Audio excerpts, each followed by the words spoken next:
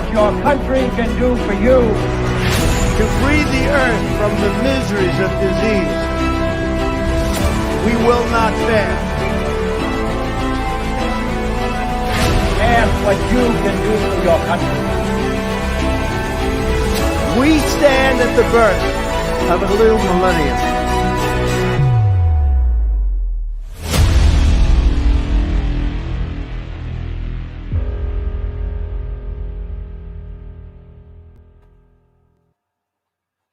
Bonsoir à toutes et à tous, bienvenue sur le live de l'Alliance Humaine 2020, il est 20h20, un peu plus même, 20h23 et oui je suis en retard, pourquoi?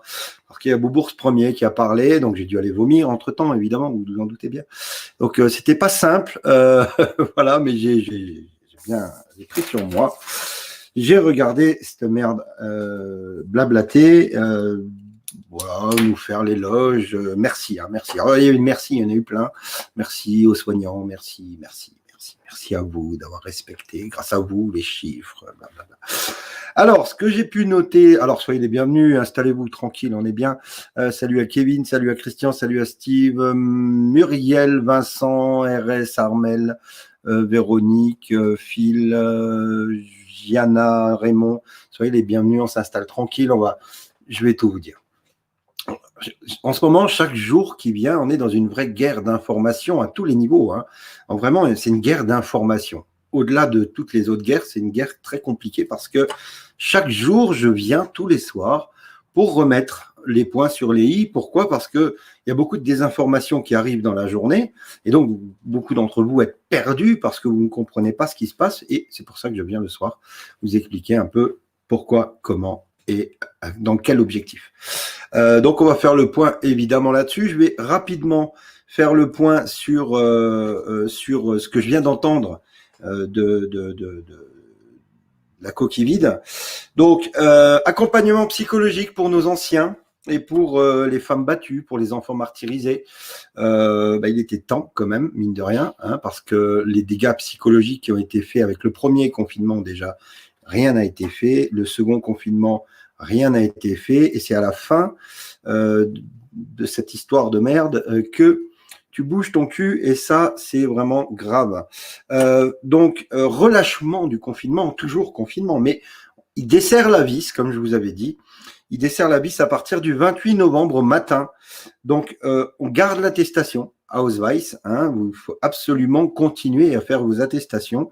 Pas de réunions privées et publiques. Évidemment, les bars, les restaurants, les discothèques, les salles de sport, vous pouvez crever, en gros, hein, parce que vous allez crever. Malgré les fameuses aides dont il a parlé, les 20% du chiffre d'affaires, grosse connerie.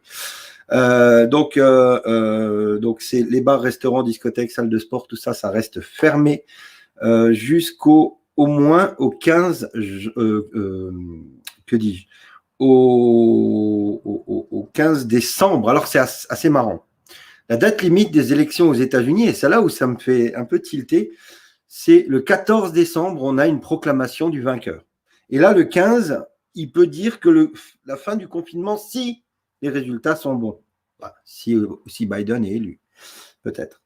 Ensuite, une autre date importante, qui est le 20 janvier, le jour où le président élu doit prêter serment, et bien le 20 janvier, on pourra tout arrêter, sauf décaler le couvre-feu. C'est assez marrant quand même, ces dates qui se rejoignent avec ce qui se passe aux États-Unis quand je vous dis que tout est lié. Donc, je continue avec, vous pourrez maintenant dorénavant aller jusqu'à 20 km autour de chez vous pendant 3 heures avec votre attestation pour marcher ou pour faire du sport. Protocole sanitaire beaucoup plus strict. Les lieux de culte seront réouverts donc à partir du 28 normalement, mais pas plus de 30 personnes dans les lieux de culte. Les commerces ouverts, tous les commerces ouverts jusqu'à 21h maximum, donc un couvre-feu à partir de 21h.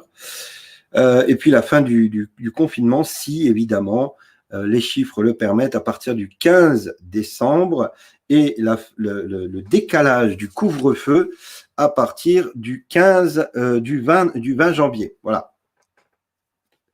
Ensuite, il parle clairement, pour ce qui est de cette fameuse mascarade du Covid, d'un isolement contraignant, donc de mettre à l'isolement de force les gens atteints du Covid, si elles n'acceptent pas de faire un isolement de leur propre gré. Donc là, on n'est plus dans la liberté de chacun. On est d'accord. Il parle d'un vaccin éventuellement fin décembre, début janvier. Évidemment, on a bien compris que ce sera fin décembre. Et il a précisé qu'il ne rendrait pas le vaccin obligatoire. Alors, là où il a menti, c'est surtout, évidemment, mais là où il a très, très fortement menti, d'après son comportement, c'est sur le fait de dire « je ne rendrai pas le vaccin obligatoire ». Effectivement, il ne mettra pas de décret disant que le vaccin est obligatoire, mais il va rendre les non-vaccinés avec des contraintes. Ça veut dire que, en gros, oui, ils vont faire tout pour nous vacciner, mais pas de force, de gré. Ça veut dire que si tu n'es pas vacciné, eh bien, tu ne pourras plus prendre un vol pour une destination de vacances. Si tu n'es pas vacciné, tu ne pourras peut-être plus aller dans une administration, ou peut-être plus dans un commerce, ou peut-être plus au restaurant. Voilà. Ils vont essayer de contraindre et que tu ne puisses pas, si tu n'es pas vacciné, aller à l'école, par exemple. C'est des choses qu'ils sont capables de mettre en place. Heureusement, bizarrement, les dates coïncident avec les élections américaines et la proclamation du prochain président au plus tard, le 14 décembre. Et donc, le 15, il va reparler le 15, à mon avis. Et donc, en fonction de qui sera élu, on verra de quelle façon ils vont essayer de nous mentir encore. En tout cas, une chose est certaine dans tout ça, c'est qu'on nous ment, ça on le sait. Vous avez bien vu tous ce superbe documentaire qui s'appelle Hold Up, qui fait un carton, qui d'ailleurs est attaqué par l'Institut Pasteur. C'est pas pour rien, vous doutez bien. Très clairement, pour moi, on nous ment à tous les sujets. Ils ont peur. Tous les gouvernements qui confinent aujourd'hui et qui mettent des restrictions ont peur pour leur place, ont peur de ce qui va se passer aux États-Unis. Et c'est pourquoi ces dates coïncident avec ce qui se passe aux États-Unis. Donc le 14, quand Trump sera réélu, je pense que Macron va essayer de nous reconfiner en disant que les chiffres ne sont pas bons. Si Biden est élu, ce qui n'arrivera pas, ils relâcheront la bride. Donc, dites-vous que le 15, on nous annoncera un reconfinement total. Et ce, jusqu'à nouvel ordre, sans nous donner de date. Le vaccin ne sera pas obligatoire, mais les non-vaccinés auront des contraintes. Ils ne pourront plus se rendre à certains types d'endroits. C'est ça qu'il faut s'attendre. Heureusement, ce que je vais vous montrer après, montre que Trump a gagné, de toute façon, ça c'est clair. Et que Trump va signaler la fin du jeu pour tout le monde. Ça prend du temps, je sais. Beaucoup d'entre vous me disent oui, mais machin. Ok, je comprends. Je vous fais des lives tous les soirs pour vous tenir informés de la meilleure des manières, avec des informations vérifiées et vérifiables, et surtout le plus honnête possible. On va passer cette histoire de Macron parce que, comme je vous l'ai dit, que ce soit Macron, Merkel ou tous ces gouvernements à la solde de l'État profond, ont peur. Ont peur du verdict des États-Unis, ont peur de ce qui va se passer. Et donc, ils nous maintiennent le plus éloigné possible de la rue, ils nous maintiennent le plus éloigné possible des manifestations et d'une insurrection. Évidemment, comme je l'ai toujours dit, l'insurrection n'est pas la solution, ce serait rentrer dans leur jeu. Et plus on nous empêche de faire les choses, plus on nous énerve. Enfin, une partie du peuple s'énerve. Et j'ai beaucoup d'entre vous qui me disent « j'en ai marre, il faut qu'on aille les fracasser ». Ne rentrez pas dans ce jeu-là, mes amis. C'est une mauvaise période, c'est une dure période pour beaucoup. Beaucoup ont perdu leur argent, ont perdu leur emploi, ont perdu leur commerce, leur entreprise. Et pourtant, ce que je demande à chacun d'entre eux, même si c'est pas simple, et j'ai des cas autour de moi, mon frère que je vois tous les jours, qui a sa salle de sport fermée, sa pâtisserie, cafétéria fermée, je sais que c'est dur. Mais ne tombez pas dans la colère. La colère est une très mauvaise conseillère. Prenez un maximum de recul et dites-vous que le 15 décembre, quoi qu'il arrive, Trump a gagné. Et Trump, c'est pas le Dieu tout-puissant, c'est pas un bon Dieu, c'est juste un homme qui s'est dévoué. On est allé le chercher, on lui a demandé de jouer un rôle, le rôle de celui qui va nettoyer le marais. Le marais est en train d'être nettoyé. Le marais, il est en train de remonter à la surface et chacun d'entre nous peut voir, s'il a envie, ce qui se passe dans ce monde. Donc n'ayez pas peur. Arrêtez.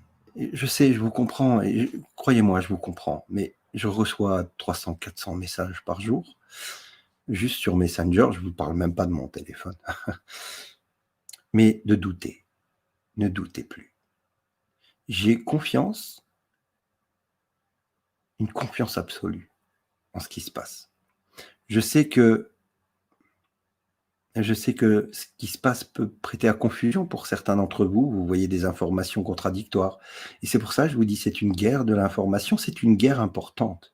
Elle fait beaucoup plus de morts psychologiques, de blessés, de gens qui se suicident, des gens qui souffrent psychologiquement, que n'importe quelle guerre.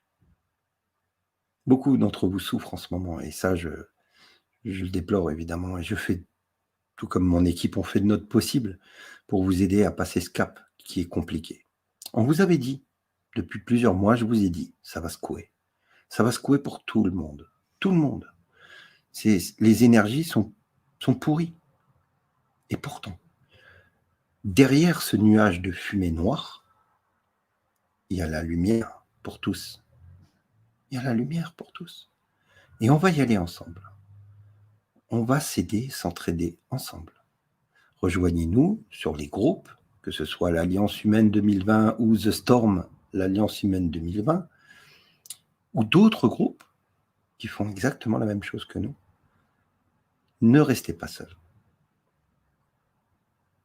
Soyez positifs. Soyez positifs. Il ne faut pas vouloir, il ne faut pas espérer, il faut vouloir. Il faut y croire profondément en nous. Les bonnes énergies, c'est nous qui les mettons en place. C'est pas eux.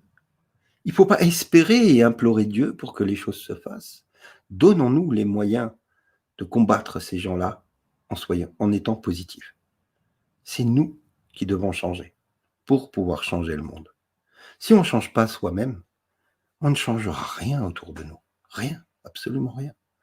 Donc, aidez-vous, vous d'abord, pour pouvoir aider le monde. Ok ? Allez, je vais passer les informations que j'avais sur la France parce que ça parle du Covid. C'est même pas marrant parce que bon, je vais vous en mettre 2-3, mais sont pas rigolotes les infos aujourd'hui en France. On parle que de chiffres du Covid, on parle que de, vous voyez, regardez, je vais vous montrer. Voilà, Covid. Le professeur Rémi Salomon préconise de ne pas manger avec papy et mamie à Noël. Donc oui, enfermez vos vieux, certainement dans une cave. Vous voyez la psychologie, comment elle fonctionne. On nous dit, vous pouvez passer les fêtes avec vos anciens, mais il ne faut pas manger avec eux. Vous les mettez dans la cuisine et vous mangez dans le salon entre vous. Mais eux, vous les laissez dans la cuisine. Non, mais ils sont quand même au même endroit, putain de ta mère. Bah, pardon, excusez-moi, mais ça m'énerve. Mais ils sont quand même au même endroit. Pourquoi ils ne mangeraient pas ensemble? Et pourquoi on gâcherait nos derniers jours de nos vies? Pour te faire plaisir, ma croûte? Mais merde, quoi. Et, évidemment, moi aussi, ça me gonfle. À un moment donné, c'est une aberration, quoi. C'est une aberration, ce qui se passe. C'est une aberration. Bref, du coup, je vais passer des infos en France parce qu'avec ce que j'ai vu ce soir, on sait bien qu'ils veulent nous faire le plus de mal possible psychologiquement. Et il ne faut pas tomber là-dedans. Soyez positifs. Croyez-moi. Je ne détiens pas la vérité. Mais vous savez, je me lève le matin, première chose que je fais, j'analyse. Je vérifie les informations, je contrôle pour vous ramener le soir à 20h le maximum d'informations les plus claires, les plus vérifiées, les plus sincères, les plus honnêtes. Quand j'ai vu aujourd'hui la désinformation encore tourner, comme quoi Trump a admis qu'il avait perdu, c'est faux, mes amis. C'est faux, totalement faux. Et je vais vous montrer pourquoi. Regardez les tweets de notre ami Donald Trump. Aujourd'hui, il a tweeté « Je tiens à remercier Emily Murphy, donc, qui est la directrice de la gestion de la Maison-Blanche, pour son dévouement et sa fidélité inébranlable à notre pays. Elle a été harcelée, menacée et maltraitée, et je ne veux pas que cela lui arrive ou à sa famille ou à d'autres employés de la Maison-Blanche. Notre cas continue fortement et nous gagnerons le bon combat. » Je vais vous le mettre, la suite. « Nous gagnerons le bon combat. Combattez et je crois que nous vaincrons. Néanmoins, dans le meilleur intérêt de notre pays et surtout pour la tranquillité, j'ai recommandé à Émilie et son équipe qu'ils fassent ce qui doit être fait en ce qui concerne le protocole initiaux et on dit à mon équipe d'en faire de même. Ok ? Il n'a pas dit qu'il avait perdu et il ne concède pas de défaite. Il ne faut pas miser sur un homme contre un homme comme Trump. Ensuite, il y a eu un autre tweet de la part de Donald Trump. Alors, si le tweet veut bien s'ouvrir, ce serait sympa. Voilà. Il dit « N'oubliez pas que la GSA, donc c'est la gestionnaire de la Maison-Blanche, a été formidable et Emily Murphy a fait un excellent travail. Mais la GSA ne détermine pas qui sera le prochain président des États-Unis. Ce n'est pas la GSA, en donnant les moyens éventuels à Biden de commencer à travailler en tant que soi-disant président élu, ce n'est pas elle qui décide qui est le président élu. Et vous allez comprendre après qui décide. Je vais tout vous expliquer. Maintenant, regardez cette lettre et je remercie beaucoup Samuel Lévesque, mon ami québécois, qui a mis « Voilà la lettre qu'a envoyée aujourd'hui Emily Murphy à Joe Biden, à Monsieur Joe Biden et non pas à Monsieur le Président élu. Voilà la lettre qui a été envoyée aujourd'hui par Emily Murphy, l'administrateur des services d'administration de la Maison-Blanche. Et je vais vous la lire. Je vais la lire avec vous. Que vous compreniez bien ce qui se passe. Et Emily Murphy défend la Constitution et applique les lois et les règles. La GSA envoie une lettre à Biden pour rendre les sources disponibles pour la transition. Le président a déclaré que son administration coopérerait avec le président élu Joe Biden pour la transition vers la Maison-Blanche, mettant ainsi fin à un retard qui avait fait l'objet de critiques croissantes de la part des membres des deux partis. Donc il y a les partis républicains aussi qui a joué un rôle important. Alors que les efforts de Donald Trump pour renverser l'élection avaient échoué, soi-disant. La chef de l'administration des services généraux, Emily Murphy, qui avait officiellement retardé la transition pendant plus de 2 semaines en raison de l'incertitude des résultats qui existent encore et qui est toujours valable, a écrit dans une lettre lundi que son agence fournirait à M. Biden des ressources fédérales qui, selon les experts, sont essentielles pour assurer un transfert du pouvoir en douceur. Trump a déclaré qu'il avait donné l'ordre aux aides de coopérer avec la transition approuvée par le GSA, et c'est le GSA qui doit en prendre la responsabilité, tout en s'engageant à poursuivre ses efforts juridiques de longue haleine pour renverser les résultats de l'élection. Voici la lettre d'Emily Murphy. Cher Monsieur Biden, en tant qu'administrateur de l'administration des services généraux des États-Unis, j'ai la capacité, en vertu de la loi de la transition présidentielle de 1963, telle que modifiée de mettre à disposition certaines ressources et services post-électoraux pour aider en cas de transition présidentielle, en cas, voire note, blablabla. Je prends ce rôle au sérieux. Et en raison des développements récents impliquant des contestations juridiques et des certifications des résultats des élections, je vous transmets aujourd'hui cette lettre pour mettre ces ressources au service de à votre disposition. J'ai consacré une grande partie de ma vie d'adulte au service public et je me suis toujours efforcé de faire ce qui est juste. Sachez que j'ai pris ma décision de manière indépendante, sur la base de la loi et des faits disponibles. Je n'ai jamais été directement ou indirectement soumise à des pressions de la part d'un fonctionnaire du pouvoir exécutif, y compris ceux qui travaillent à la Maison-Blanche ou la GSA.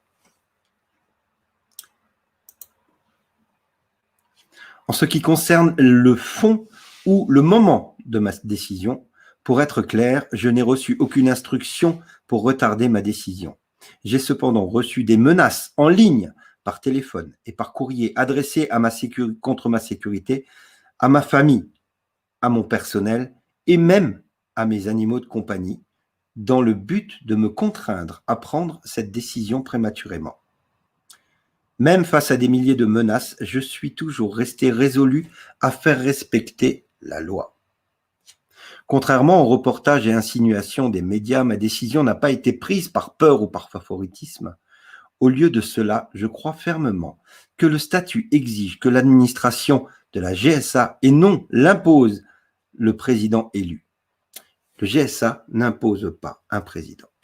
Malheureusement, le statut ne prévoit aucune procédure ou norme pour ce processus. Alors, j'ai regardé les précédentes élections antérieures impliquant des contestations juridiques et des décomptes incomplets. GSA ne dicte pas l'issue des litiges juridiques et des recomptages et ne détermine pas non plus si de telles procédures sont raisonnables ou justifiées. Okay. Ce sont des questions que la Constitution, la loi fédérale et la loi des États laissent aux procédures de certification des élections et aux décisions des tribunaux compétents. Je ne pense pas qu'un organisme chargé d'améliorer la marche publique, les marchés publics et les gestions immobilières du gouvernement fédéral devrait se placer au-dessus des processus électoraux fondés sur la Constitution. J'exhorte donc le Congrès à envisager des amendements à la loi. Comme vous le savez, l'administrateur de la GSA ne sélectionne ni ne certifie le vainqueur d'une élection présidentielle. Au lieu de cela, le rôle de l'administrateur de la GSA, en vertu de la loi, est extrêmement restreint, rendre les ressources et les services disponibles dans le cadre d'une transition présidentielle, comme indiqué, en raison de développements récents impliqués des contestations juridiques et des certifications des résultats des élections, j'ai décidé que vous pouvez accéder aux ressources et services post-électoraux décrits dans l'article 3 de la loi sur la demande. Le véritable vainqueur de l'élection présidentielle sera déterminé par le processus électoral détaillé dans la Constitution, l'article 7 de la loi publique 116-159, datée du 1er octobre 2020, qui prévoit des crédits permanents jusqu'au 11 décembre 2020, met à votre disposition 6 300 000 $ pour mettre en œuvre les dispositions de l'article blablabla. De plus, 1 million de $ est autorisé, conformément à la loi publique, de fournir la séance blablabla. Voilà.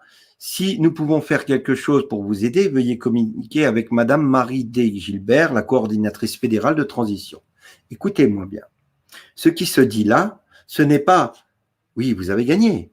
C'est « vous, il y a des résultats qui ne sont pas établis et elles ne seront établis qu'à partir du 14 décembre officiellement. Mais il y a un flou juridique au niveau de la transition électorale.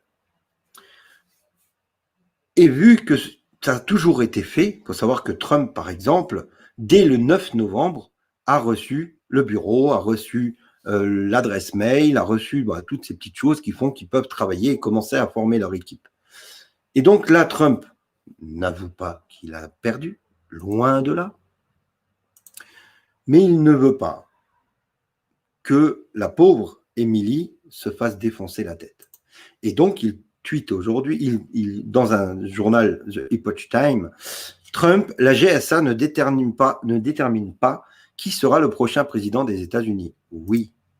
Ensuite, on a d'autres informations qui est tombé aujourd'hui, le chef des Antifa de la région de Pittsburgh qui a tweeté un avertissement à Trump. Nous sommes armés.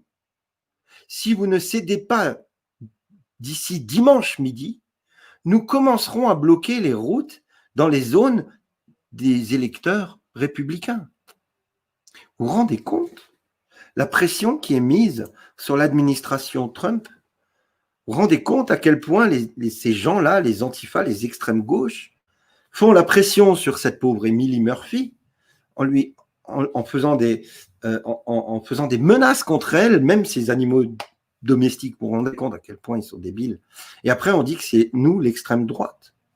Après, on dit que c'est les gens qui votent Trump qui sont des fous. C'est ces gens-là qui sont malades. Et ils le prouvent aux yeux du monde aujourd'hui. Et ça, ce tweet, il est inadmissible de la part d'un responsable Antifa. Donc non, Trump n'a pas concédé la victoire. Non, Trump ne fait qu'appliquer ce qui s'est toujours fait en cas de vainqueur apparent. Il faut savoir que dans les textes, ce qui est assez intéressant, c'est que j'ai épluché toute la journée les textes de loi de la Constitution américaine. Alors, il y a un tweet que je voulais vous lire. Ne sous-estimez jamais le plus grand président que le pays ait jamais eu. Trump est un homme étonnant du peuple qui se bat pour nous tous et pas pour Big Pharma et pas pour l'État profond. Ça, c'est important de le retenir. Ce qu'il faut aussi retenir, c'est que, voilà, comme je vous l'ai dit, donc Trump a démystifié complètement cette soi-disant concession dont vous avez pu entendre parler dans les médias français. Trump démystifie la rumeur de concession après avoir permis à la GSA de travailler avec l'équipe Biden, qui n'est pas le président élu. Lundi, l'administration Trump a donné à l'administration de services généraux l'autorisation de commencer à travailler avec l'équipe Biden à une capacité limitée. Cela a été fait comme une formalité seulement après que le chef de la GSA a été brutalement menacé par les libéraux. Les médias libéraux ont utilisé cela comme une concession, mais c'est loin de ce qui s'est passé. Voilà. Trump ne concède rien, mes amis. OK ? On continue avec Trump. Évidemment, j'ai regardé un peu partout. Et donc, Robert McKeechan, qui était avocat général de la GSA pendant l'administration de Reagan et de Bush, a déclaré que la loi est assez vague sur cette transition et ce qu'elle signifie réellement. Il n'y a aucune norme légale contenue dans cette loi qui, à cette constitution, il n'y a rien qui ne dise comment ça se passe. Et donc, je pense que Trump devra régler ça rapidement. Dans un communiqué de la GSA a déclaré que son administrateur vérifiait le candidat apparemment retenu une fois qu'un gagnant est clair sur la base du processus établi dans la Constitution. L'agence a cité l'élection contestée en 2000, au cours de laquelle George W. Bush a finalement été déclaré vainqueur sur Al Gore comme précédent soi-disant vainqueur. Mais cette décision n'a été prise qu'après une décision de la Cour suprême en décembre. Donc, il se passe la même chose. La Cour suprême va statuer en décembre. Là, cette semaine, tout est entre leurs mains. Et dans les semaines et les jours qui viennent, tout est entre leurs mains. Et j'ai regardé la transition présidentielle aux États-Unis et effectivement, il parle d'un vainqueur apparent. Et c'est mentionné dans la Constitution des États-Unis. Et Biden est un vainqueur apparent décerné par les médias et non pas par la justice et la Cour de justice des États-Unis. Donc, ne vous laissez pas avoir parce que vous voyez dans les médias, on est dans une guerre d'information. D'accord ? On est dans une guerre d'information. Il y avait deux, trois choses. Là, on est Pour libérer des fonds de gouvernement, l'administrateur du GSA doit émettre une lettre de vérification déclarant qu'un candidat non sortant, donc si c'est pas est le vainqueur apparent d'une élection. La déclaration marque le début officiel de la transition sans laquelle l'équipe de transition du candidat gagnant n'a pas droit à un financement gouvernemental. Évidemment, c'est logique. Voilà. Mais ce n'est pas la GSA qui détermine qui a gagné ou perdu. Elle fait que de mettre à disposition des moyens de protection, des moyens de bureau, de téléphonie, d'informatique. Voilà. C'est tout. C'est tout. Et là, dans cette stratégie, ce que moi je vois aujourd'hui, c'est que Trump, pour éviter que cette pauvre femme se fasse buter, parce qu'ils sont capables de tout, il dit ok, lâche un peu le mou, laisse-le faire, nous derrière, on va le démonter.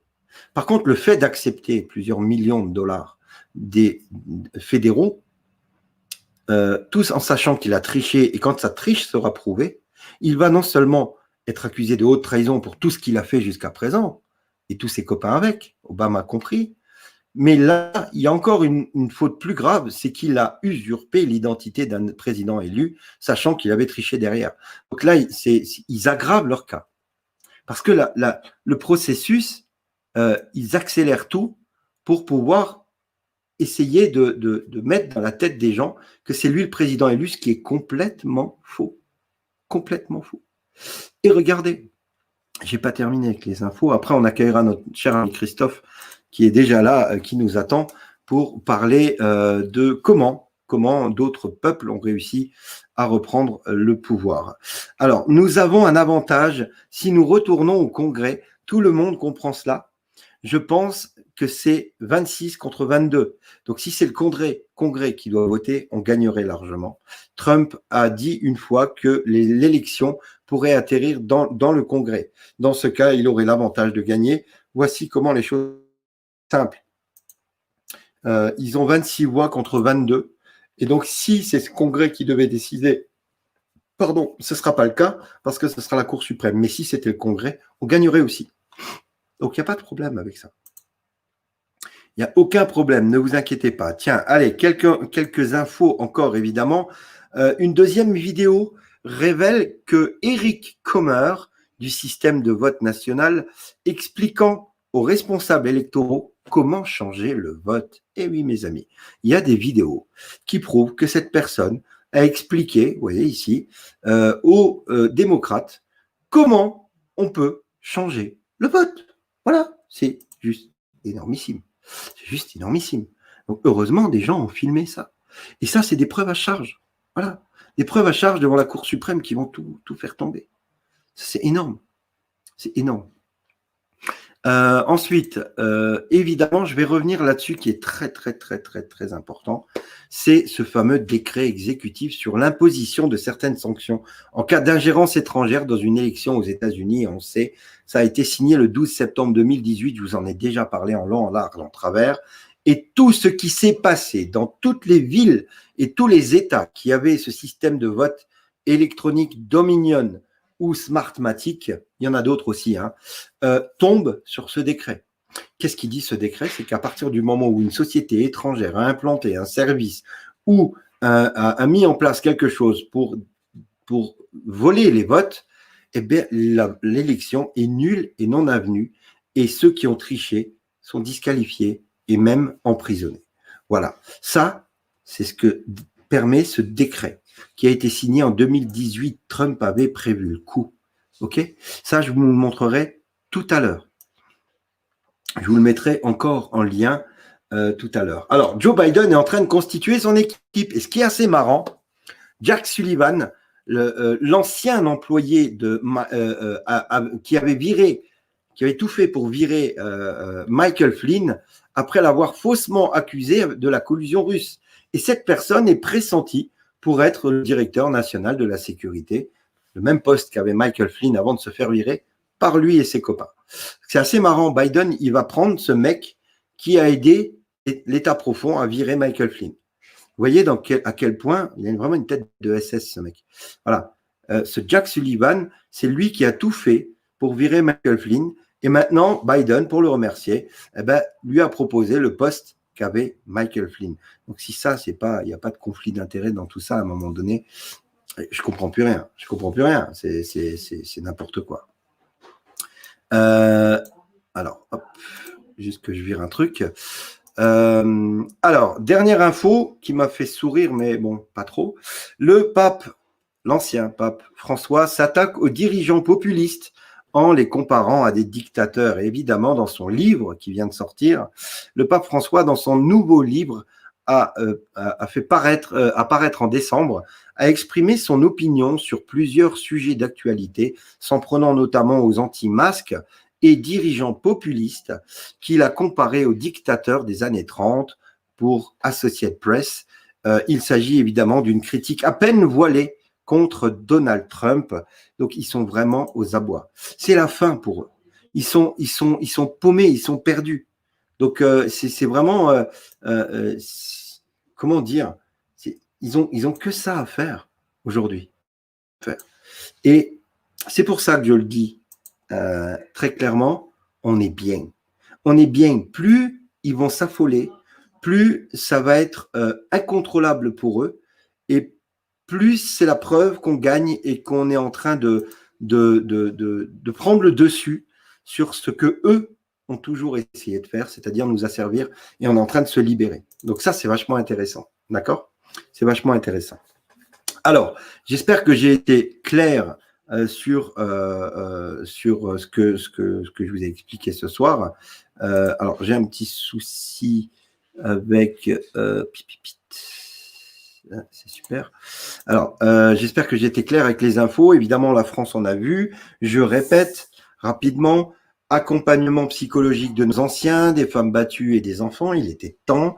À partir du 28 novembre au matin, le déconfinement se relâche un peu, l'attestation reste toujours en vigueur, pas de réunions privées, les bars, les restaurants, les discothèques, les salles de sport restent fermées, la sortie pour le sport de 1 km passe à 20 km et de 1 heure à 3 heures.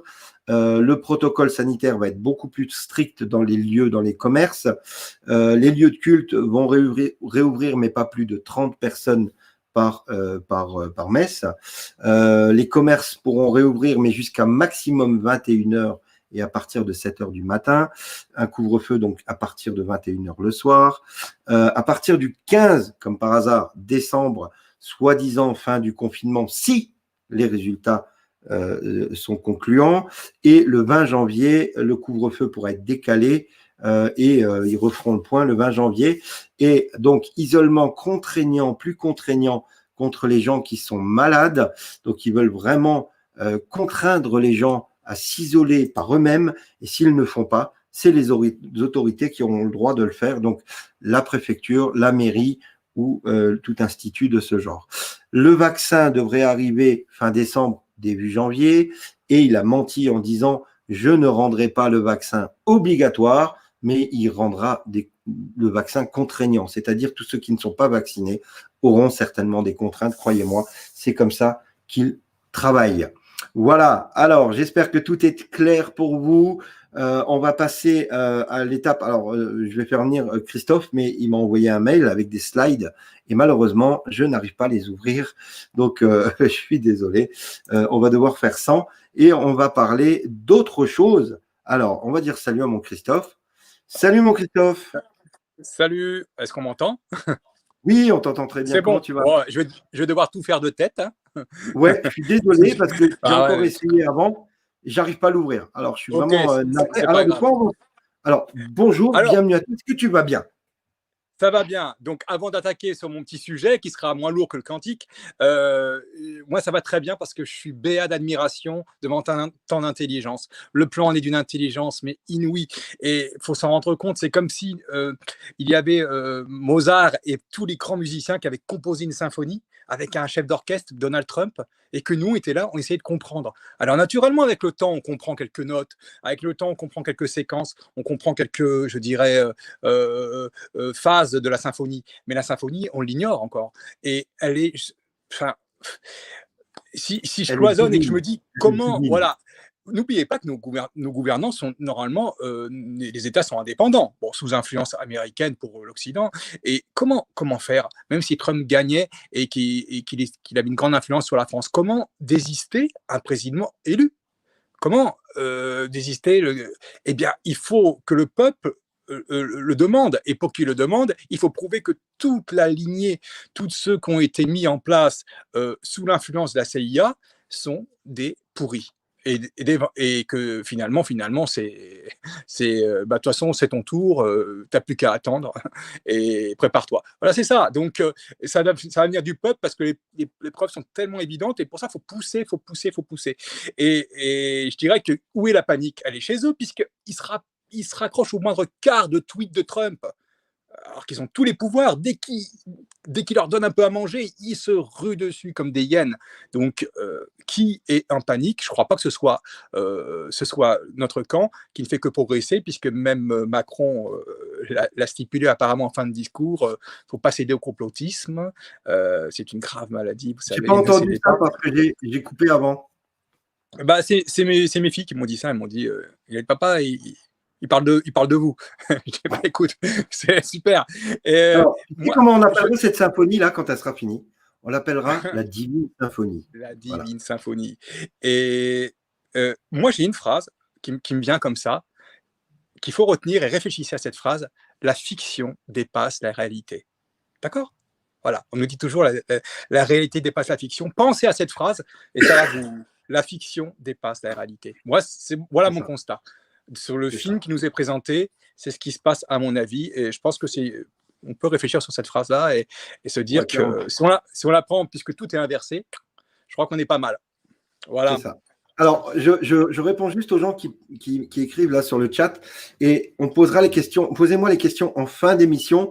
On va d'abord développer avec Christophe et ensuite on répondra à vos questions, même si c'est des questions par rapport à l'actualité dont j'ai parlé. On y répondra tout à l'heure avec grand plaisir. Donc, n'hésitez pas. Alors, de quoi on va parler, mon cher Christophe? Eh bien, on va parler du futur, puisque beaucoup de gens s'interrogent. Et si c'est pas Nézara, et si, qu'est-ce qui se passe après la transition militaire? Bon, eh bien, il y a des peuples, il y a notamment un peuple qui a fait cette transition, c'est l'Islande, un petit pays. Je vais vous raconter vite fait. J'essaie toujours de schématiser les choses, mais de vous dire le principal. Du moins, j'essaye, avec les failles que cela représente, mais à vous d'aller faire les recherches plus tard. Mais c'est fascinant, très peu de médias en ont parlé, comment les Islandais ont repris leur pouvoir, et pour le peuple et par le peuple. Et ça, c'est génial, parce que vous allez voir que c'est magnifique, et pareil, c'est d'une intelligence incroyable. Donc, on va parler de ça. Donc, on va commencer. Donc, dans le Grand Nord, il se passe beaucoup de choses. Il faut comprendre que déjà, on nous a menti. Je vais te laisser développer. Ouais. Et puis, je viendrai après pour te poser des questions. D'accord? J'en ai pour 5 grosses minutes. Et après, on peut y aller. OK?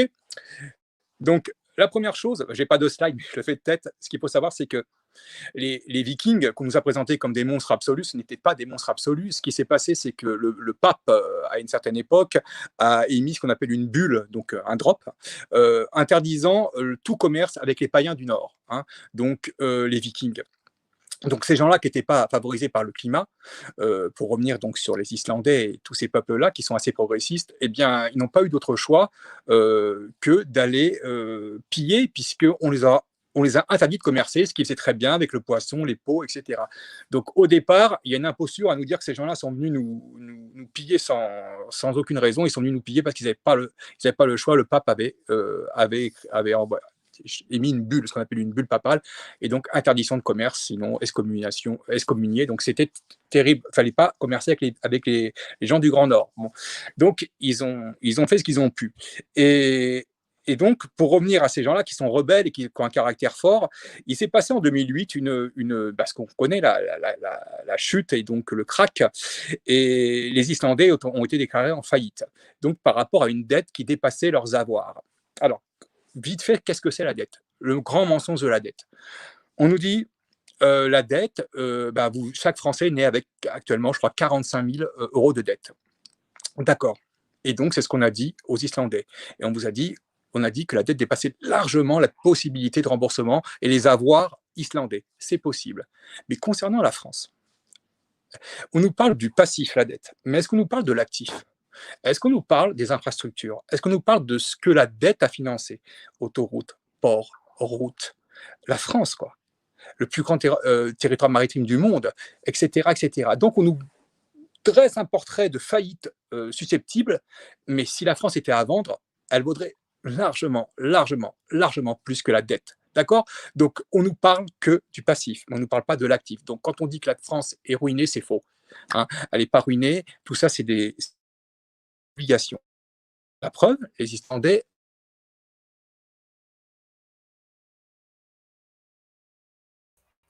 Alors, on a un petit bug. Christophe, il a bugué. Il a un peu bugué. Donc, il va revenir là-dessus, évidemment. Ah, ça y est, il est revenu. Ça y est. Alors, tu avais bugué. Christophe. La preuve, les Islandais. Tu as bugué à ce moment-là. Ouais, ok. Voilà. Donc, je ne sais plus où j'en étais, mais les Islandais, eux, n'ont pas remboursé leur dette. Ils ont décidé de ne pas rembourser leur dette suite à un coup d'État pacifique, on va dire. Et je vous expliquerai comment ils ont fait. Et ils ont été là bannis de toutes les nations. Et le FMI les a condamnés et ils ont été traités d'États terroristes par les Anglais. Imaginez, État terroriste, les Islandais. Je ne sais pas si vous avez déjà été dans le Nord, mais bon, c'est pas tout à fait ça. Donc, c'est pour vous dire jusqu'à quel point ils peuvent aller. Donc, ce qui s'est passé en Islande, on aura dit que c'était ruiné et qu'ils allaient payer des dettes jusqu'à 2 générations. Donc, ils ont fait une chose très, très simple. Ils ont fait la révolution des casseroles. C'est-à-dire que pendant plusieurs mois, 9 mois, je crois, ils ont été avec des casseroles, pas pour applaudir les soignants, comme quoi, vous voyez bien que ce qu'on nous a fait faire avec des casseroles, enfin, ce qu'on a fait faire à certaines personnes, c'était une espèce de parabole pour un peu ridiculiser la révolution islandaise.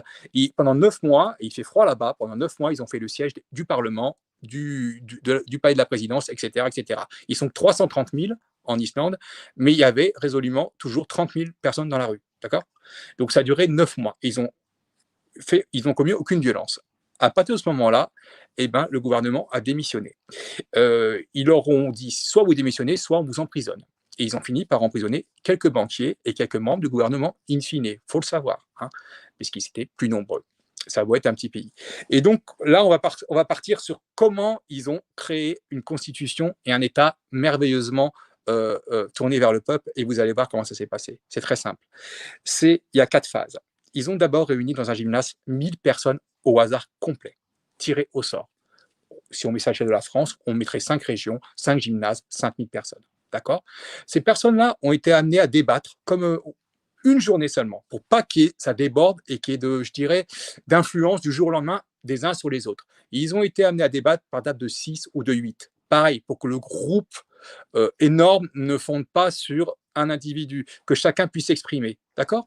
De ça, il est sorti, c'est ce qu'on appelle une assemblée citoyenne tirée au sort. Il est sorti plein d'idées.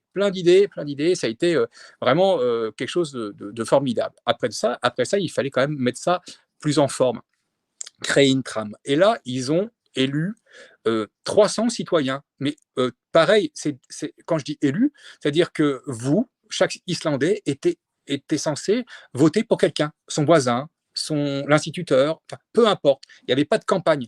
Ils ont interdit les parlementaires et ils ont interdit les politiques en place. D'accord? Donc, ça a fait 300 personnes. Propagande politique.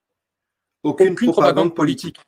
Et il se peut que dans les 300, il y ait quelques gens à accointance politique qui ont fait de la politique. Mais ça, ce n'est pas le problème à la limite. Ils ne voulaient pas de gens élus, et en tout cas des gens qui étaient en place. Donc, là, il y a eu 300 personnes issus du peuple. D'accord? Il y a eu toutes les professions. Vous allez voir que tout est parfait à 99%. Parce que le 1% de faille, l'État profond, n'a pas hésité à s'engouffrer dedans. Mais ça a marché pendant 5 ans.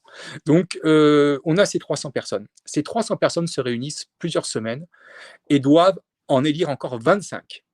Donc, on est sur 300 issus de la population et ils en élisent encore 25 entre eux, suite à l'éloquence de certains, suite à la pertinence d'autres. OK, c'est encore ultra démocratique. C'est là qu'il y a un problème. Ça, on le voit a posteriori. C'est-à-dire que dans les 25, on retrouve quand même beaucoup de professions supérieures.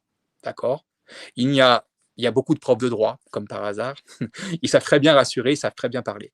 Et il y a un paysan, il y a un étudiant, mais beaucoup de professions supérieures, ce qui est un peu le problème.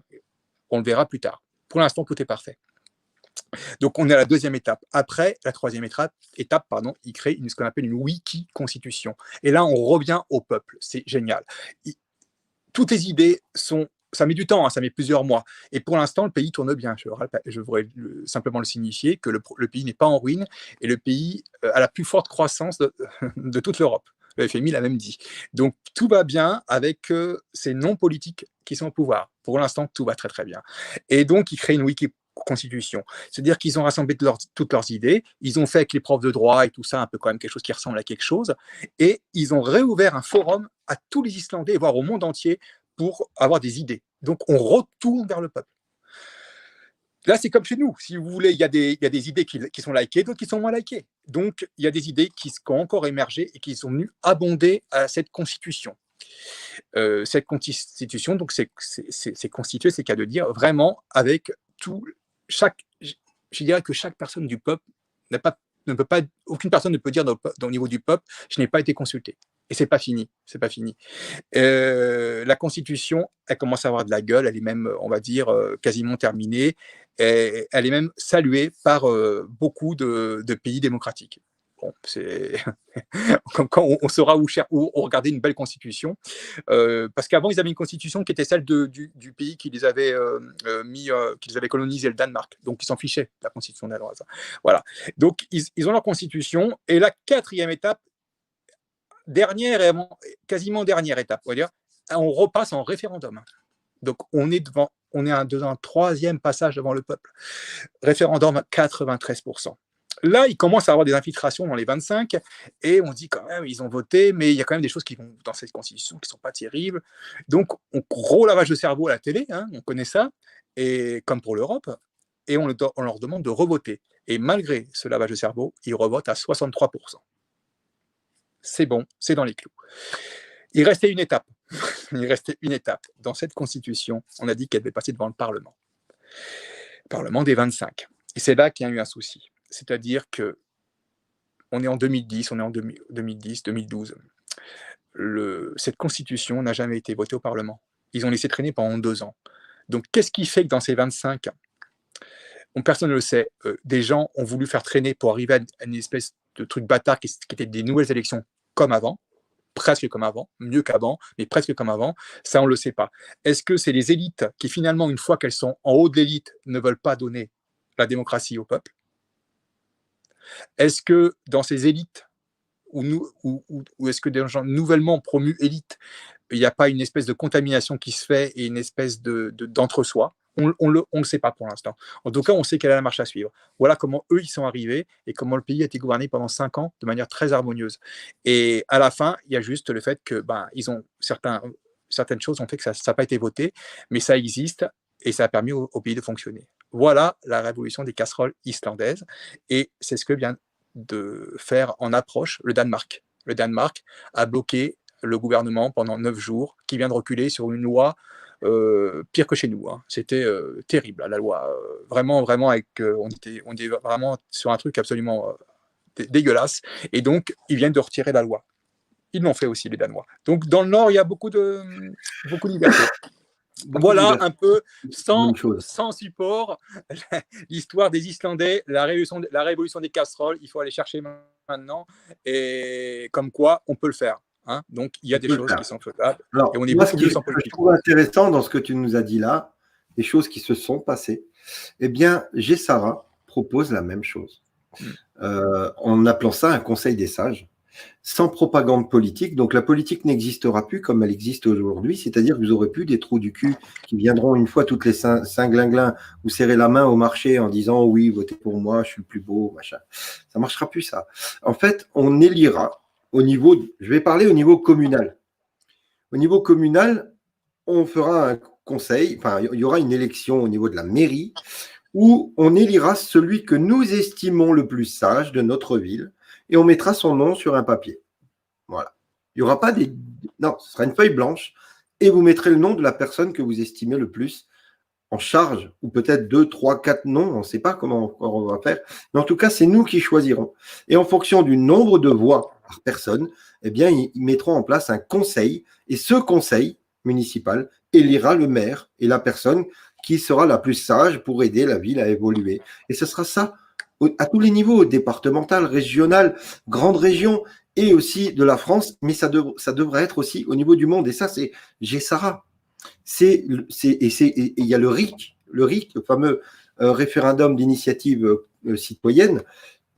Évidemment, nous élisons des gens qui n'ont pas de propagande, qui ne font pas de propagande, mais nous pouvons aussi révoquer à tout moment, si les citoyens le décident, ils peuvent révoquer 1, 2, 3 ou 4 personnes au bon vouloir des citoyens. Donc ça, c'est la liberté, la vraie démocratie, et c'est ce que GESARA préconise. Et c'est pour ça que c'est intéressant de t'entendre parler de ça, parce que c'est ce que je dis depuis des mois, je l'ai dit depuis longtemps, et de voir qu'en Islande, eh bien, ils l'ont fait d'une autre manière, mais c'est la même chose. Sauf que ils ont oublié de faire des démarches qui les ont un peu pénalisés. Et c'est à nous de ne plus demain, quand ça aura lieu, de ne pas refaire les mêmes bêtises, de ne pas refaire une démocratie telle qu'on l'a créée avec une fausse démocratie en réalité. Et ça, je trouve ça vachement intéressant, en fait. Donc, tu vois, je connaissais pas bien l'Islande parce que je m'intéresse plus aux États-Unis en ce moment, donc tu sais bien. Mais c'est intéressant d'écouter ce que tu as dit parce que, voilà, quand je t'ai entendu parler, pour moi, tu m'as parlé de ce que GESARA préconise, en gros. C'est ça. C'est un truc de dingue. Ça existe, ça a été fait. Révolution des casseroles. Alors, faut vraiment, quand vous allez chercher là-dessus, aller vraiment sur des trucs un peu chiants. Il faut aller vraiment écouter des profs, des doctorants en réalité, parce que, quitte à avoir des sources, écouter 2 versions de doctorants en droit, ils en parlent dans les facs, parce que personne n'en parle. Et si personne n'en parle, c'est que c'est bon pour le peuple. Donc, ils veulent absolument pas de ce genre de modèle, et je pense que c'est ça le modèle qui va. Alors, on parle souvent de gens qui ont prévu ce genre de choses, soi-disant. Moi, je suis ça depuis 2 ans, très, très, très clairement. Alors, qu'on ait un organisme qui se soit créé comme étant un mouvement de transition de la France, qui s'est autoproclamé président de la France en exil, pour moi, c'est non. Voilà. À partir du moment où on s'autoproclame de quelque chose, pour moi, c'est déjà pas cohérent. Donc, non à cette partie dont je vois souvent le nom qui défile, non à une personnalité qui viendrait de ne sais où et qui dirait « je veux renverser le pays et reprendre le pouvoir », non, non plus. Je vous l'ai dit et je ne cesserai de le répéter, que vous ne croyez ou pas, vous en verrez les conséquences bientôt, c'est l'armée qui reprendra le pouvoir en France et partout sur la planète et qui gardera le pouvoir le temps de mettre en place une transition du type de ce qu'on a parlé ce soir. Ils redonneront le pouvoir au peuple au moment où le peuple sera prêt, et ça ne traînera pas longtemps parce que vous allez vite comprendre que on a une chance de pouvoir faire les choses autrement, et l'armée reprendra le pouvoir, gérera la France, et dans d'autres pays ce sera la même chose, et ensuite ils donneront le pouvoir au peuple une fois que le peuple aura fait ses élections libres et consentantes avec la plus grande intelligence et la plus grande sagesse possible. Juste pour la deuxième étape de la démocratie, la nouvelle démocratie islandaise, ce qu'on appelle l'Assemblée constituante des 300, c'était le citoyen, pour figurer, il devait avoir 30 votes. Donc c'est à l'échelle de l'Islande. On peut estimer qu'en France, ce sera 5-6 000 votes, 5-6 000 personnes qui coucheront entre noms sur un papier, et on pourra très bien se retrouver avec un certain nombre de plombiers et autres. C'est ça qui est formidable. Donc ils l'ont fait. Et en général, à part encore des moutons, peu de gens iront sur les politiques qu'ils ont connues. Ou alors, il faut vraiment être idiot. Alors, là, je viens de voir qui va gérer l'armée pendant la transition. On vous a dit que l'alliance internationale militaire, dont fait partie Trump, Poutine, Xi Jinping, Kim Jong-un, ce sont ces gens-là qui vont gérer l'armée. Ils seront sous la tutelle, peut-être du général Flynn, peut-être de quelqu'un d'autre, mais ce ne seront pas des gouvernants français et ni... Alors, je vais juste rajouter une chose qui est importante, mes amis. Ici, on est sur YouTube, Twitch ou peu importe. On ne trouve pas de sauveur sur YouTube. OK ? Que les choses soient claires. Personne. Nous sommes, nous, des informateurs, nous donnons des informations, on se permet de donner notre avis, on ne va pas se gêner tant qu'à faire. Mais vous ne trouverez jamais, au grand jamais, un sauveur sur YouTube. Vous trouverez des tutos pour refaire vos lacets, vous trouverez des tutos pour aller à la pêche, pour faire à bouffer, vous trouverez des informations, mais vous ne trouverez jamais un sauveur sur YouTube. Et si vous croyez ça, vous êtes perdu. Vraiment. Je suis désolé de vous le dire. Si je vous blesse, tant pis. J'ai toujours dit la vérité, j'ai toujours été sincère et honnête avec vous. Si vous venez me dire, oui, mais lui, il a fait une vidéo sur YouTube pour reprendre le pays, vous croyez que c'est sur YouTube qu'on fait les choses? Et c'est pas en lançant un appel sur YouTube qu'on va régler le problème de la France. Tout est en train déjà d'être fait. C'est pas une personne ou un groupe de personnes qui va régler le problème. C'est l'armée française qui, elle, connaît la règle, qui, elle, s'est préparée depuis très longtemps dans une coalition internationale qu'on appelle l'Alliance terrestre, l'Alliance militaire, qui est gérée par les États-Unis, par Poutine, par des personnes qui réfléchissent très bien. Vous voyez que le plan est quand même divin. Et ce n'est pas sur YouTube que vous allez trouver un prêcheur de bonne parole. Et évidemment, ces gens-là vous disent ce que vous voulez entendre. C'est logique, ça fait 2 ans que tout le monde dit les choses et il suffit de faire l'analyse de tout ça et d'en faire un condensé et tu viens et tu dis, tu te mets comme ça et tu dis, moi je veux reprendre la France, j'ai besoin de l'armée, j'ai besoin de tous. Eh les gars, la dernière fois, la dernière vidéo que j'ai vue comme ça, c'était Adolf Hitler, hein. Je vous le dis, hein. Adolf Hitler a fait ce genre de message, non pas sur les réseaux sociaux évidemment, parce qu'il n'y en avait pas, mais à la télévision en Allemagne, il a fait un message dans la même position, avec le même discours, en faisant croire que c'était un socialiste, et c'était un socialiste, c'est ça le pire, et qu'il allait reprendre le pays et le redonner le pouvoir au peuple. Et on sait ce qui est devenu après, d'accord? Donc à un moment donné, arrêtez vos conneries. Et si vous voulez y croire, croyez-y, allez-y. On en reparlera plus tard. En tout cas, faites plus confiance à l'armée française et l'armée internationale qui s'est mise en place pour sauver votre cul. Voilà, il n'y a pas d'autre mot. OK? Vachement important. Parce que je vois des messages là qui défilent, là, tu sais, Christophe, c'est agaçant tout le temps, les mêmes choses qui se répètent. Qu'est-ce que tu penses de lui? Qu'est-ce que tu penses de lui? Qu'est-ce que vous pensez? Ce qui est important, c'est ce que vous pensez. C'est ce que vous, est-ce que ça vous fait vibrer? Oui? Eh bien, allez-y. Ça ne vous fait pas vibrer? Eh bien, faites confiance à l'armée parce que c'est la seule aujourd'hui qui pourra vous sauver, croyez-moi. Est-ce qu'il y a des questions? Ah oui, ne cherchez pas de Dieu ou de demi-dieu sur Internet, sur Facebook. Non, il n'y en a pas de toute façon.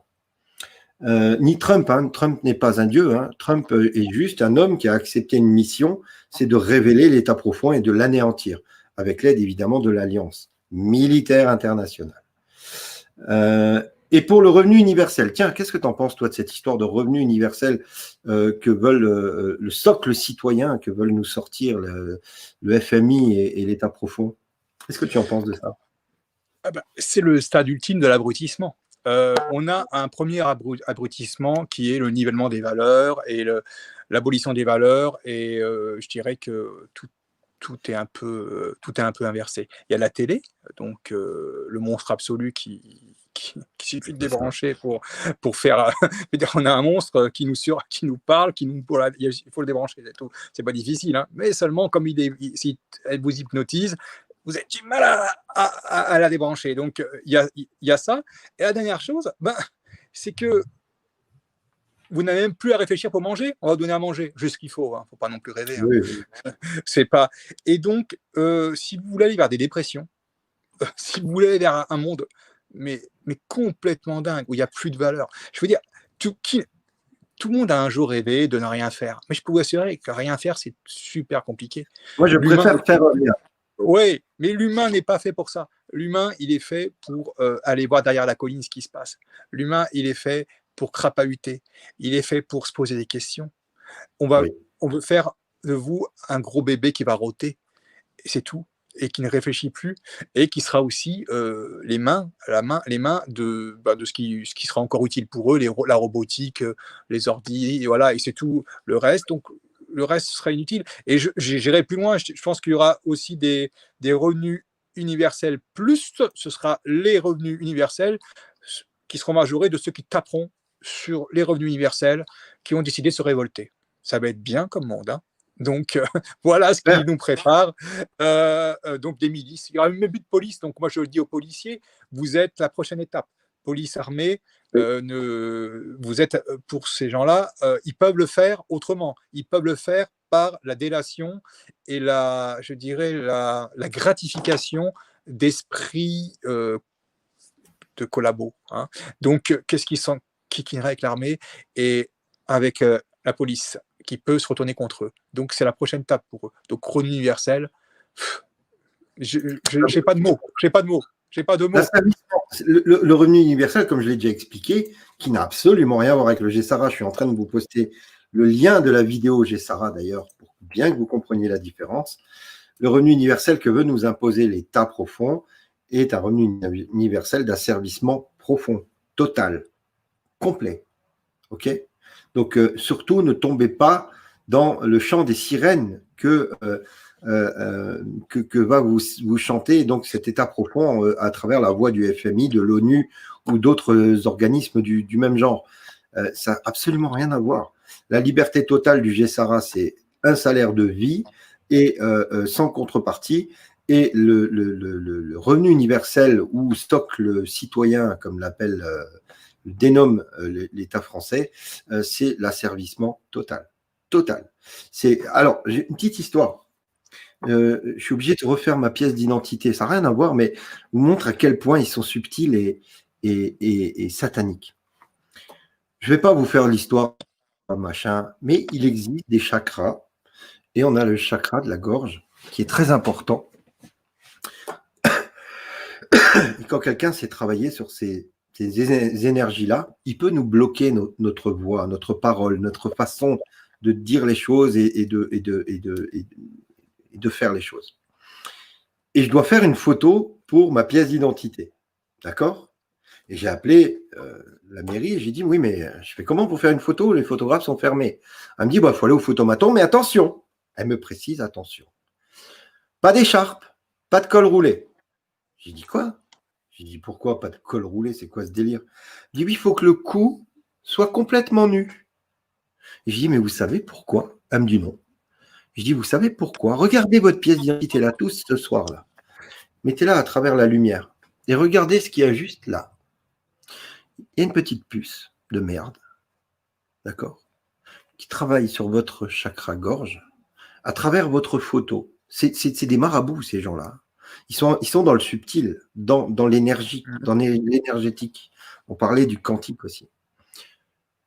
Sur votre photo, quelle qu'elle soit sur un papier officiel, il y a une marque là. C'est la marque de la bête, de leur bête, pour vous faire taire, pour travailler sur votre énergie de la réflexion, de la parole.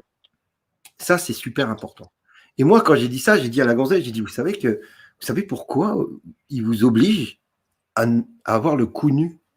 Elle me dit, non, je ne sais pas. Je dis, je vais vous raconter. Et je lui ai expliqué. Elle me dit, mais vous êtes sérieux ? Je dis, oui. Je dis, c'est ça. Je dis, ça paraît bizarre. Elle me dit, non, mais j'y crois, ces choses-là et tout. Et en fait, j'ai ouvert l'esprit complètement. Elle me dit, mais c'est dingue. Elle me dit, je ne comprenais jamais pourquoi on me dit pas d'écharpe. Alors que ça change rien, une écharpe. On va voir ta tronche.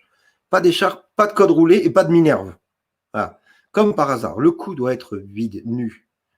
Comme par hasard. Il se passe des choses hallucinantes dans notre monde. Ça nous dépasse. Comme tu l'as dit tout à l'heure, la fiction dépasse la réalité. Complètement. Ouais. La réalité dans laquelle on a cru vivre, c'est ça la pilule bleue, la pilule rouge. Et bien, quand tu prends la pilule rouge, putain, mais tout qui s'ouvre, quoi. Il y a tout qui s'ouvre, c'est un truc de dingue. Alors, un conseil pour la pièce d'identité, vous la mettez au micro-ondes pendant 30 secondes à fond et vous cramez leur merde. Voilà comment je fais moi. Voilà, je vous explique. Et je termine là-dessus. Vas-y, mon ami. Moi, je dis un conseil. Vous savez qu'il y a des gens qui appliquent des choses dont ils n'ont même pas idée. Enfin, moi, j'en rigole. Enfin, qu'est-ce que je peux m'amuser avec ces gens-là ? Je vais vous donner un exemple. Je faisais un prêt à ma banque, un prêt sur une société civile immobilière. C'est un peu compliqué, mais ça n'a rien à voir avec moi. C'est une société. Donc, ils me demandent tout pour acheter un bien immobilier. Ils me demandent tous mes comptes, etc. Comme d'habitude, hein, ils vous envoient pratiquement chez les proctologues. Ils savent faire. Et puis, une fois qu'ils ont tous mes comptes, tout est au vert, super, on peut faire le prêt. Et puis, après, ils me demandent mes relevés de carte bleue personnelle, savoir ce que j'ai acheté. alors que ma personne était très, très éloignée de cette affaire-là. Hein. Alors, moi, j'ai dit non, c'est hors de question. Là, il y a des limites, quoi. Je ne vais pas non plus. Ma banque le sait déjà. Je crois que. Et la nana me dit, mais non, sinon le dossier passera pas. Et là, pour en jouer, j'ai dit, écoutez, je vais vous dire, c'est très gênant. On est en période juillet-août. Et moi, juillet-août, je fais la tournée des bordels. Voilà. Je vais en Belgique. Ah, je te reconnais bien. Ouais, je vais en Belgique. Et qu'est-ce que vous voulez moi, c'est ma passion. Elle en a très gêné. Alors, je l'imagine à l'autre bout du fil, tu vois. Ah bon? Ah, c'est gênant. En effet, bah oui, ça va pas plaider en votre faveur. Ah ben, je dis non. Puis, je suis un frénétique. Hein. Faut voir. Et la nana, à un moment donné, elle se reprend, elle dit « Oui, mais peut-être que les noms des entités où il y a ces femmes, et je dis pas que des femmes, il y a de tout, sont à d'autres noms. Ah, je dis « Ah non, non, c'est chez Zouzou, le claque, la pipe qui danse. » Bon, la nana complètement déconfite, tu m'imagines, et elle dit « Bon, t'es pire que moi. » Oui. Ben, faut jouer, parce qu'elle me dit « Ah ben, je crois qu'on va s'en passer. » Ils s'en sont passés. Tu m'étonnes. Voilà, riez de ça. Aujourd'hui, évidemment, il faut en rire. Tu as bien raison, parce que c'est là l'énergie positive qui est importante aujourd'hui. Voilà, on est dans les petites histoires comme ça, c'est assez marrant. Vous savez que dans certaines villes, la 5G commence à être préparée. Et j'ai eu un appel aujourd'hui de Bouygues. Bouygues qui m'appelle et qui me dit « Bonjour, monsieur Sutita ». Bon, déjà, il ne sait pas m'appeler correctement, c'est Qtita. Mais bon. Et il me dit voilà, je vous appelle pour vous dire que la 5G va être déployée, machin. Je dis, il me parle, je le laisse parler. Super sympa, le mec, il fait son taf, hein, absolument pour rien pour lui. Et je le laisse parler, il me dit « Je vais vous lire vos droits par rapport à cet appel ». Je lui dis, allez-y, lisez-moi mes droits. Il dit, tant qu'on m'emprisonne pas, je m'en fous. Il me lit mes droits, machin. Et maintenant, il s'arrête et il me dit, je dis, hop. Je dis, maintenant, moi, je vais vous lire vos droits. Et j'ai commencé à lui dire, monsieur, vous êtes en train de vendre la mort. Vous êtes en train d'essayer de vendre aux gens des ondes maléfiques pour vous, votre famille, notre famille, nos enfants.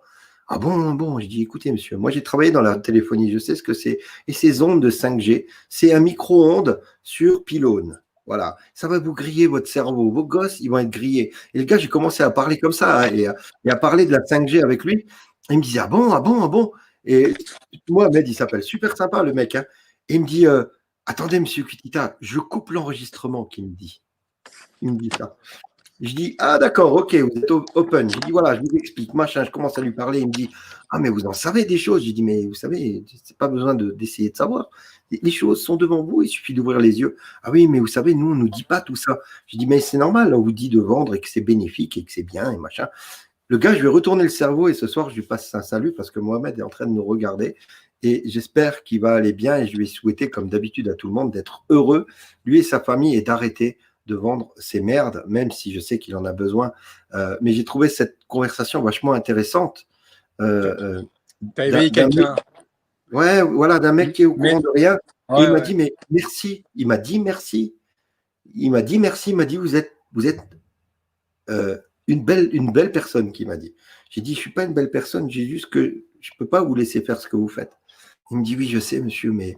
Et on a discuté un quart d'heure. Le mec était tu connais la belle phrase « Qui sauve un homme sauve l'humanité ». Moi, je dirais « Qui éveille un homme éveille l'humanité ».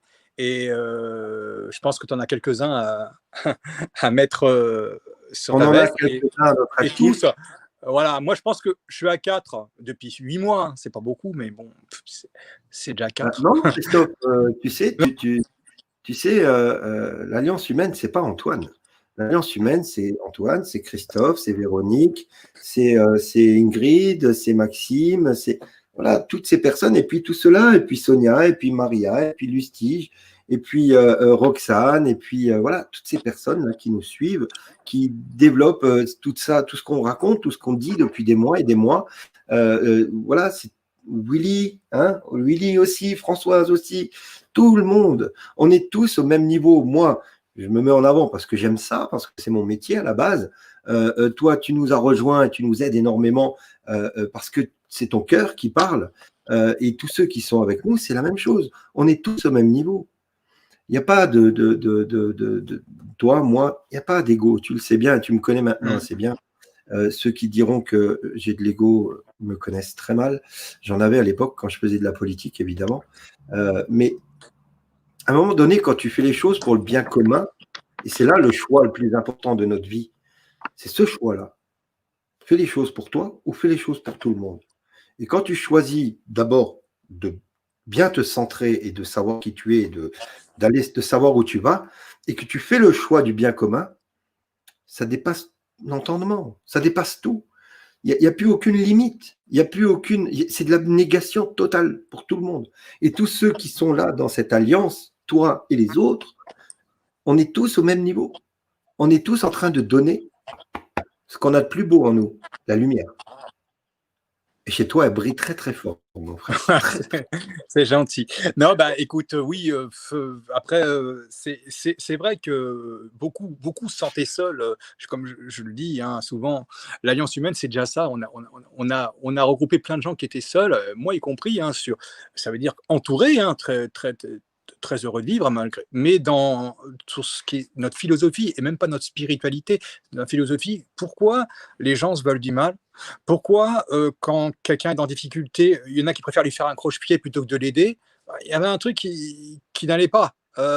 Et c'est comme ça qu'était le monde. Pourquoi, quand quelqu'un veut se garer, il y en a qui traînent à libérer la place? Oui, c'est des conneries, c'est du civisme. On peut tous vivre mieux si on enlève cet égoïsme. Moi, personnellement, j'ai toujours aidé. Voilà, je ne vais pas me lancer des fleurs. J'ai toujours aidé. Tant que j'ai pu. Je me dis toujours que moi, je vais me démerder, de toute façon. Donc, tant que je peux aider, j'aide. Après, il y a des limites, quoi. À un moment donné, il faut aussi... si j'apprends quelqu'un à pêcher, à un moment donné, il faut qu'il pêche. Parce qu'on ne peut pas non plus... on peut pas. Mais aider votre prochain et je ne sais pas, moi, c'est juste... si on considère que on enlève... le Christ, on l'enlève de la Bible, et on le prend comme une philosophie, comme quelqu'un qui était très proche de la source. Il le dit ça. Il dit que en fait, vous ne pouvez pas vous élever si vous ne devenez pas esclave de l'autre, et vice versa. Hein. Esclave est un mot un peu, je sais pas voilà, je vais pas le citer parce que je dis pas je donne pas le bon texte, mais l'idée elle est là. Hein. Donc on peut tour à tour être le serviteur de l'autre, et serviteur, c'est pas servi là. Voilà, aider les autres. Aider. C'est ça. Alors, j'ai une question de Christophe qui est intéressante, mais j'en ai déjà parlé. On me dit, c'est quoi l'effet déclencheur pour ce que tu es devenu? Alors, Christophe, je vais te répondre, c'est la vie.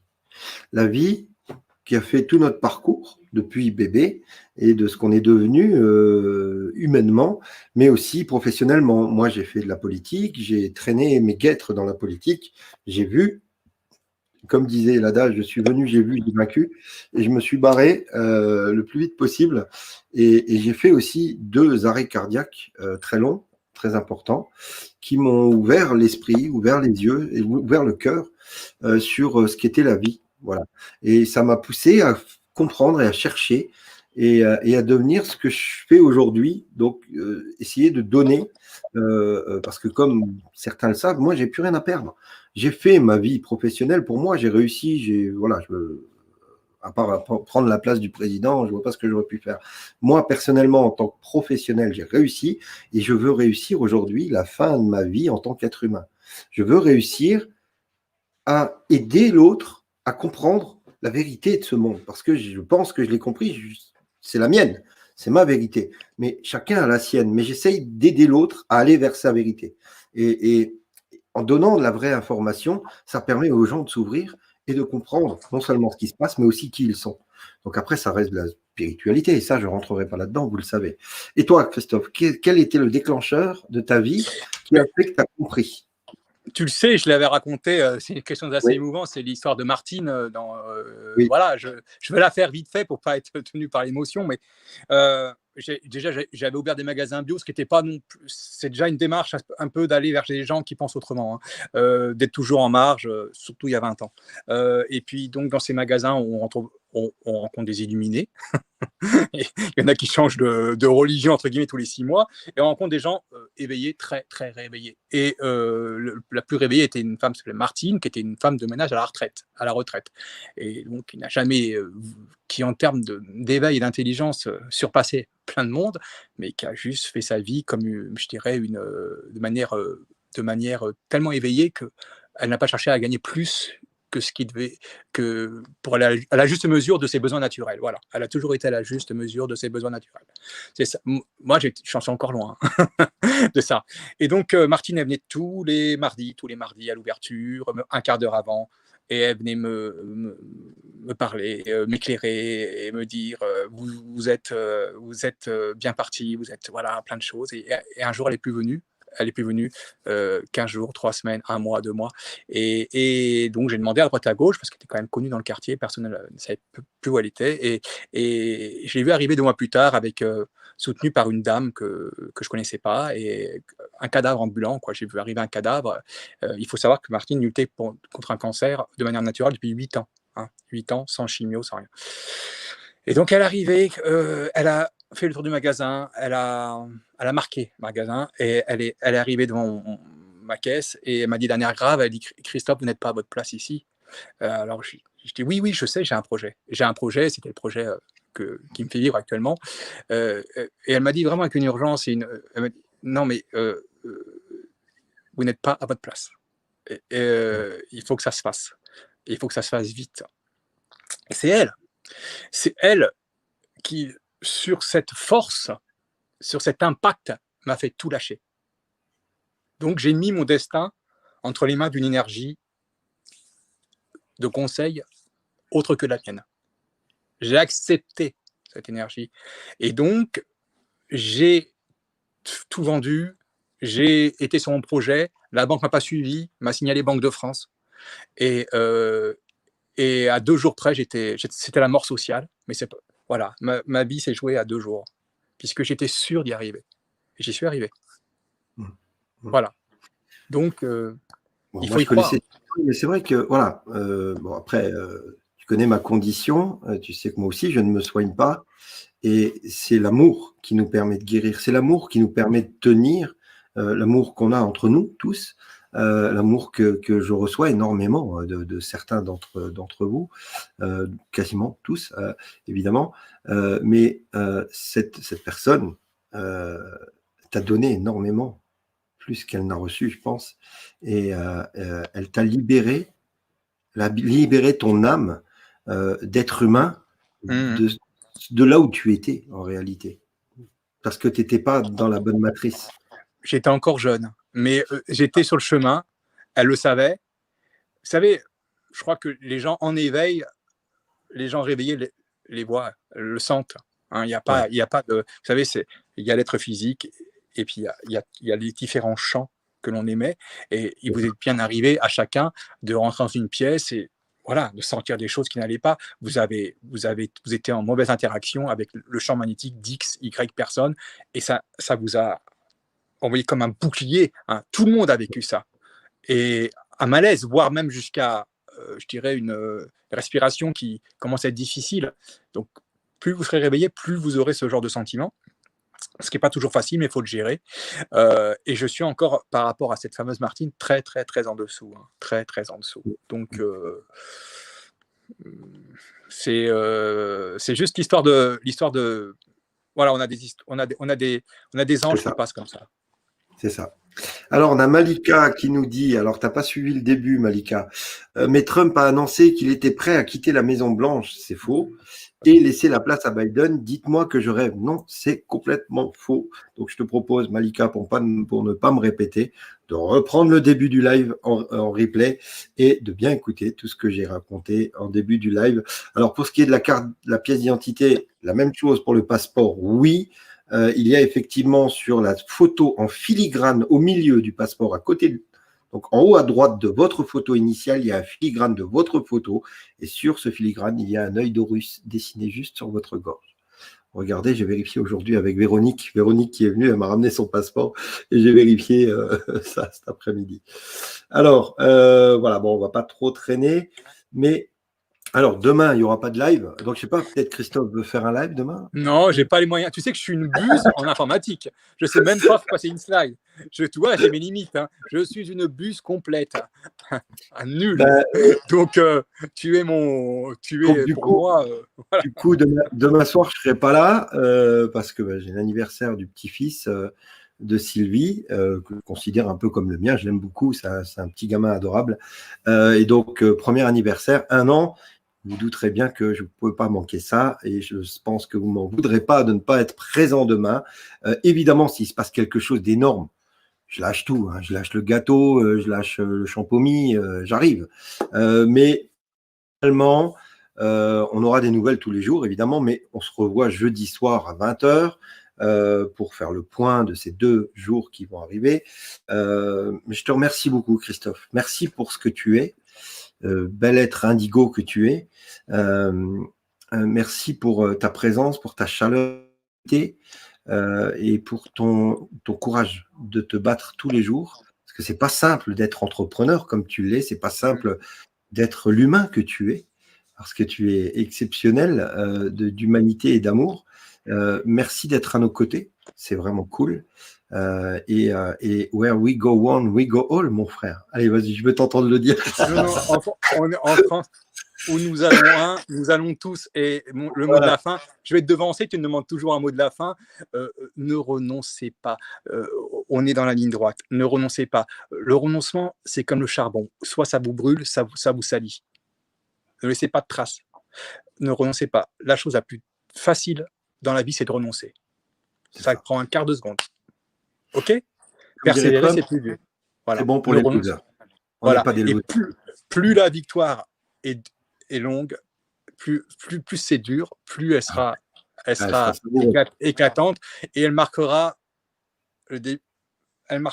à tout jamais votre vie parce que vous étiez au début pour beaucoup, vous y avez cru, vous avez été stigmatisé, vous avez été dénoncé, vous êtes mis des gens à dos, vous avez eu ce courage, vous êtes encore là. Au moment où ça va exploser, vous êtes comme moi peut-être un peu enflammé, donc vous en êtes, je dirais, épanché auprès de certains qui vous ont taclé dans la foulée, c'est pas grave. Hein, on est tous dans le même cas. Faut vous dire ça. On vit tous la même chose. On est ostracisé, un peu moins qu'au début, mais on est toujours ostracisé. Donc on est tous dans pas la même galère, mais le même bateau. Et ce bateau, il va nous mener à bon port. Hein. Voilà, c'est le Mayflower. Il va nous amener vers un nouveau monde. C'est ça. Merci beaucoup, mon frère. Et puis on se retrouve la semaine prochaine, mercredi. Hein, pour un nouveau thème. Ok, ben, donc, on va voir j'ai peut-être, je vois un peu ce qui se préoccupe les gens. J'ai peut-être faire un truc sur les chemtrails et comment on peut en sortir. Mais voilà. Bon, on va voir ça. Ok, ça marche. Le mercredi prochain, donc on va parler des chemtrails, les chantrails en français, ce qui est toutes les merdes qu'on nous balance sur la tête depuis des décennies. Et donc, voilà, Christophe va nous préparer une émission à ce sujet. Merci beaucoup, mon frérot. Belle soirée à toi. Voilà, famille. Bisous. Ciao. Voilà, merci beaucoup à vous. C'était toujours un plaisir, hein, Tom, tous les mercredis, sauf qu'on est mardi aujourd'hui, mais avec Christophe, on a avancé vu que demain, je ne serai pas là. C'est toujours un plaisir de partager ces bons moments comme ça avec Christophe. Semaine prochaine, on va parler des chantrails avec lui. Ça va être super intéressant parce que j'ai jamais osé me lancer parce que je suis pas un spécialiste dans le domaine. Donc, je sais que Christophe est beaucoup plus technique et va travailler son dossier à fond. Et puis, on répondra aux questions, évidemment. Comme d'habitude, demain soir, je ne serai pas là. Je vais profiter du petit loulou demain soir que j'embrasse très fort. Merci pour tous vos messages, tous vos messages, vos courriers, vos emails, vos messages sur Messenger, sur le téléphone. Merci de nous aider à avoir des informations. Merci de votre soutien, évidemment, comme toujours. Merci à ceux qui font des dons à l'association pour pouvoir continuer à travailler et faire tout ce qu'on fait, hein, parce que quand même, on en fait des choses entre la Chaise-Dieu, le Tour de France et bien sûr Je vous l'annoncerai bientôt, mais peut-être un second Tour de France en début d'année avec un peu de chance. Une fois que tout sera terminé, on viendra parler de l'après. Donc, dites-vous que voilà, je suis un fou, moi, hein, je suis capable de tout. Donc, si vous pouvez nous aider, évidemment, faites-le. Si vous pouvez pas, on vous aime tout autant, croyez-moi. Vous avez les liens qui sont juste en dessous de la vidéo. En attendant, je vous dis à demain soir, 20h, jeudi soir, pardon. J'ai menti, pardon. À jeudi soir, 20h, comme d'habitude, sur YouTube, Twitter et Periscope donc et Twitch. En attendant, je vous souhaite une bonne soirée. Soyez sages, mais pas trop. Et surtout, elle est là. Bisous.